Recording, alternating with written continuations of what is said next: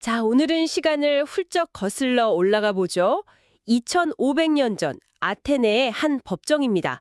시끌벅적한 배심원들 앞에 70살의 철학자 소크라테스가 서 있습니다.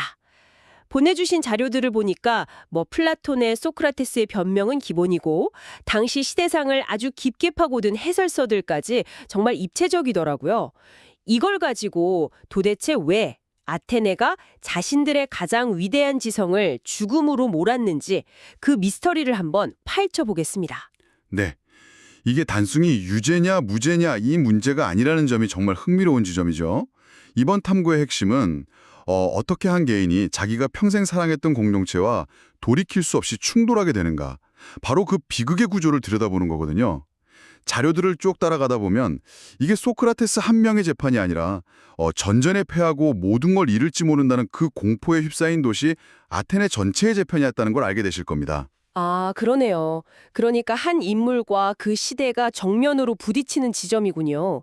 그럼 먼저 그 재판정에 선 남자, 소크라테스부터 제대로 알아봐야겠습니다. 자료를 보면 그 이전 철학자들하고는 결이 완전히 달랐다 이렇게 나오는데 뭐가 그렇게 특별했던 건가요? 그 이전 철학자들, 탈레스 같은 사람들의 관심사는 전부 바깥 세상을 향해 있었어요. 세상은 물로 되어 있나, 불로 되어 있나, 이런 우주의 근원을 탐구했죠. 그런데 소크라테스가 등장해서 카메라를 그냥 휙 180도 돌려버린 겁니다. 잠깐, 우주를 알기 전에 당신 자신은 아십니까? 하면서 철학의 초점을 최초로 인간의 내면으로 가져온 거죠. 아, 어떻게 살아야 하는가? 맞습니다. 좋은 삶이란 무엇인가? 이런 질문을 던지기 시작한 거예요. 서양 철학사에서 가장 극적인 전환이라고 할 수 있습니다. 아테네 거리에서 막 사람들을 붙잡고 그런 질문을 던지고 다녔다는 거군요. 근데 그 당시에 아테네에는 소피스트라고 불리는 또 다른 지식인 그룹도 있었잖아요. 자료를 읽다 보니까 일반 시민들 입장에서는 소크라테스나 소피스트나 그게 그것처럼 보였을 것 같아요. 겉보기엔 정말 비슷해 보였을 겁니다. 둘 다 말을 워낙 잘하고 기존의 통념에 계속 의문을 제기했으니까요. 하지만 그 속을 들여다보면 완전히 정반대였죠. 소피스트들은 대부분 돈을 받고 이기는 기술을 가르치는 일종의 성공 컨설턴트였습니다. 절대적인 진리는 없다. 중요한 건 상대를 설득하는 것뿐이다. 이게 그들의 핵심이었어요. 아, 상대적인 진리를 주장했군요. 그렇죠. 반면에 소크라테스는 돈 한 푼 안 받았고요. 오히려 나는 내가 아무것도 모른다는 것만 안다면서 보편적인 진리를 찾아야 한다고 주장했습니다. 아테네 토박이로서 공동체의 도덕적 건강을 진심으로 걱정했던 사람이죠. 그러면서 그가 내세운 가장 충격적인 아이디어가 바로 영혼, 그러니까 푸시케라는 개념이었던 것 같아요. 자료를 읽으는데 이게 그냥 철학적인 개념이 아니라 엄청난 사회적 폭발력을 가진 아이디어였다는 점이 놀라웠습니다. 바로 그 지점입니다. 당시 아테네 사회는 철저한 신분제 사회였거든요. 시민권을 가진 성인 남성만이 완전한 인간이었고 여성이나 노예, 외국인은 사실상 2등, 3등 인간이었죠. 네. 그런데 소크라테스는 인간의 본질은 육체가 아니라 영혼, 푸시케이며 이 영혼을 잘 돌보는 것이 가장 중요하다고 말합니다. 이게 무슨 뜻이겠어요? 영혼은 남자한테만 있는 게 아니잖아요. 아, 노예에게도 있고 여성에게도 있고요. 그렇죠. 결국 그의 주장은 모든 인간은 영혼을 가진 동등한 존재다라는 당시로서는 상상도 못할 아주 급진적인 평등 사상으로 이어지는 겁니다. 아테네 기득권층이 보기에는 이건 체제 전복적인 위험 사상이었던 거죠. 대화 방식도 정말 독특했죠. 스스로는 조산사처럼 상대가 진리를 낳도록 돕는다. 그래서 삼파술이라고 불렀다는데 이게 결과적으로는 적을 만드는 기술이 되어버렸다는 게 참 아이러니예요. 그렇죠. 그의 대화법이라는 게 상대방의 스스로 얼마나 무지한지를 깨닫게 만드는 과정이었으니까요. 예를 들면 아테네에서 제일 잘 나간다는 장군을 붙잡고 용기란 무엇입니까? 이렇게 물어요. 그리고 몇 번 질문을 주고받다 보면 결국 그 장군이 사실 나는 용기가 뭔지 잘 모르겠습니다. 라고 실토하게 만드는 식이었죠. 이야, 자존심 상했겠네요. 문제는 그게 수많은 사람들이 보는 광장 한가운데서 벌어졌다는 겁니다. 한두 번도 아니고 수십 년간 이런 일이 반복되니까 아테네 네로라 하는 엘리트들은 전부 소크라테스에게 공개적으로 망신을 당한 셈이 된 거예요. 성찰하지 않는 삶은 살 가치가 없다는 그의 말이 그들 귀에는 그냥 너희는 생각 없이 살고 있다는 모욕으로 들렸겠군요. 정확합니다. 그렇게 개인적인 원한을 많이 샀다는 건 알겠습니다. 하지만 그것만으로 사형까지 간다는 건, 좀 비약 같아요. 보내주신 자료들을 보면 당시 아테네라는 도시 자체가 거대한 트라우마에 시달리고 있었다. 이 점을 계속 강조하더군요. 맞습니다. 그 시대적 배경을 이해하지 못하면 이 재판은 절대 이해할 수 없습니다. 핵심은 펠로폰네소스 전쟁에서의 참패입니다. 27년간의 그 지독한 전쟁 끝에 스파르타에게 무릎을 꿇으면서 지중해를 호령하던 아테네 제국이 하루아침에 몰락합니다. 이건 단순한 군사적 패배가 아니었어요. 아테네인들의 자부심과 세계관이 그냥 통째로 무너져 내린 사건이었죠. 100명이 넘는 민주파 시민들을 재판도 없이 죽여버리는 공포정치가 이어졌고 네, 맞아요. 나중에 민주정이 복귀하긴 했지만 대사면령으로 과거를 그냥 묻어버렸죠. 법적으로는 화해했지만 누가 부역자였고 누가 피해자였는지 그 분노와 불신은 사람들 마음속에 그대로 응어리져 있었던 거네요. 네. 도시 전체가 일종의 외상후 스트레스 장애, PTSD를 겪고 있었다고 보시면 됩니다. 공동체가 언제 다시 무너질지 모른다는 극도의 불안감 속에서 사람들은 하나의 가치, 하나의 믿음을 갈망하게 돼요. 이런 상황에서 모든 걸 의심하고 국가가 가르치는 신화마저 비판적으로 검토하는 소크라테스의 철학적 활동은 더 이상 지적인 탐구로 보이지 않았던 겁니다. 아, 공동체의 단결을 해치는 위험한 바이러스처럼 보였겠군요. 바로 그거죠. 평화의 시대였다면 개혁의 동력이었던 철학이 위기의 시대에는 국가 안보를 위협하는 불온 사상이 된 겁니다. 그리고 이 재판의 막후에 또 다른 인물이 있었다는 점이 정말 흥미로웠습니다. 페리클레스의 연인이었던 아스파시아 말이죠. 우리가 보통 소크라테스 재판 이야기할 때 잘 등장하지 않는 인물이잖아요. 근데 이 여성이 보이지 않는 배경이 되었다고요. 아스파시아는 당시 아테네에서 가장 논쟁적인 여성이었습니다. 밀레토스 출신 외국인인데 아테네 최고 지도자 페리클레스의 사실상 부인이었죠. 근데 단순히 예쁘기만 한 게 아니라 당대 최고의 지성과 수사학 실력을 갖춘 인물이었어요. 플라톤의 기록을 보면 소크라테스 본인 입으로 나는 아스파시아에게 수사학을 배웠다고 말할 정도였으니까요. 잠깐만요. 소크라테스의 여사에게, 그것도 외국인 여자에게 가르침을 받았다고 인정을 했다고요? 와, 정말 파격적이네요. 그런데 이분이 어떻게 재판과 연결이 되는 거죠? 아테네 시민들 사이에 퍼진 일종의 가짜 뉴스 때문입니다.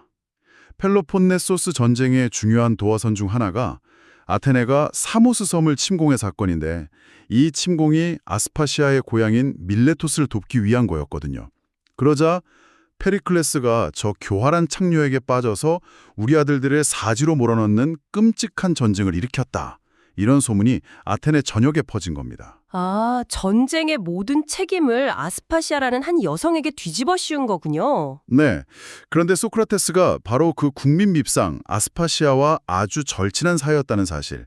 이게 시민들 마음속에 소크라테스에 대한 부정적인 이미지를 더 씌우는데 결정적인 역할을 했을 겁니다. 그렇군요. 개인적인 원한, 시대적인 불안, 그리고 이런 마쿠이 스캔들까지 모든 것이 소크라테스에게 불리하게 돌아가고 있었네요. 자, 그럼 이제 진짜 법정 드라마 속으로 들어가 보죠. 소크라테스의 변론은 총 3번에 걸쳐 진행되는데 첫 번째 연설에서 유무죄가 갈리죠? 네. 고발 내용은 크게 두 가지 축이었습니다. 하나는 오래전부터 떠돌던 뜬 소문, 그러니까 비공식 고발이었죠. 소크라테스는 땅 밑과 하늘 위의 일을 탐구하고 궤변으로 사람들을 현혹하며 신을 믿지 않는다.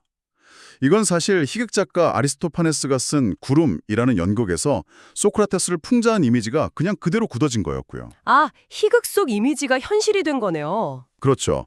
그리고 훨씬 더 치명적이었던 공식 고발 내용은 소크라테스는 젊은이들을 타락시키고 국가가 인정하는 신들 대신에 새로운 신적인 존재, 다이몬을 끌어들인다는 것이었죠. 이 고발에 대해서 소크라테스가 변론을 시작하는데 그 방식이 참 뭐랄까 소크라테스답다고 해야 하나요? 배심원들 감정에 호소하는 게 아니라 고발자 멜레토스를 불러내서 논리적으로 그냥 박살을 내버리더군요.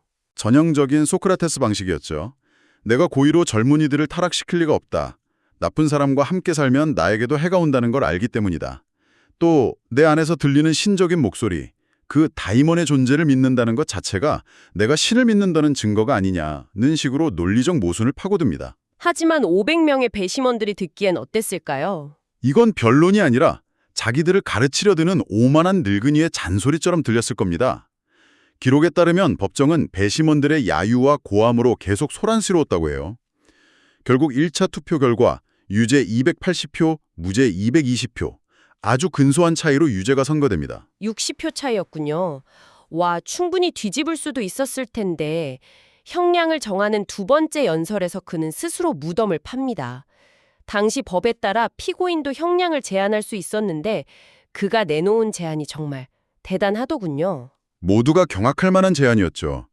그는 자기가 받아야 할 벌은 사형이나 추방이 아니라 올림픽 우승자처럼 나라의 영웅으로서 평생 시청사에서 국가가 제공하는 식사를 대접받는 영예라고 주장합니다. 와, 이건 배심원들한테 당신들은 방금 나라의 은인에게 유죄를 선고한 멍청이들이다 라고 말한 거나 다름없었겠네요. 그렇죠.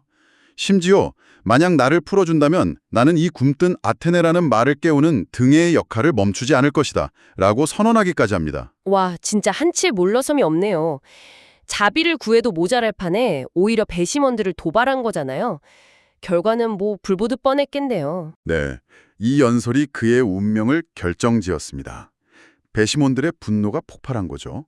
2차 투표 결과는 사형 340표, 벌금형 160표. 1차 투표 때 무죄를 던졌던 사람 중에 무려 80명이 사형 쪽으로 돌아선 겁니다. 아, 그 연설 때문에. 네, 소크라테스의 그 오만한 연설이 그 80명을 등돌리게 만든 거죠. 사실상 그가 자기 자신에게 사형 선고를 내린 셈입니다. 사형이 확정된 뒤 소크라테스는 마지막 연설을 남깁니다.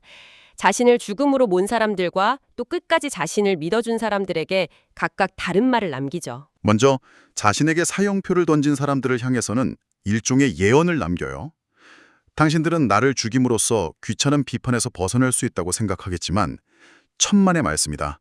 이제 내 뒤를 이어서 더 젊고 더 가차없는 비판자들이 나타나 당신들을 훨씬 더 괴롭힐 것이다. 무서운 예언이네요. 그리고 자신에게 무죄표를 던진 친구들을 향해서는 죽음에 대한 자신의 철학을 아주 담담하게 이야기합니다. 그 부분이 정말 인상 깊었어요. 죽음이란 둘 중 하나일 거라고 하잖아요. 하나는 모든 감각이 사라지는 영원한 잠 같은 것이거나 아니면 영원히 다른 세상으로 건너가서 먼저 세상을 떠난 위대한 영웅들과 영원히 대화를 나누는 것이거나 네, 어느 쪽이든 나쁜 것이 아니니 두려워할 필요가 없다. 이 말이요. 그는 정말 마지막 순간까지 철학자였습니다. 동정심에 기대서 목숨을 구걸하기보다는 자신의 신념에 따라 죽음을 당당하게 마주하는 길을 택한 거죠. 그는 법정을 떠나면서 이런 마지막 말을 남겼습니다. 이제 떠날 시간이 되었습니다. 나는 죽으러 가고 여러분은 살러 갑니다.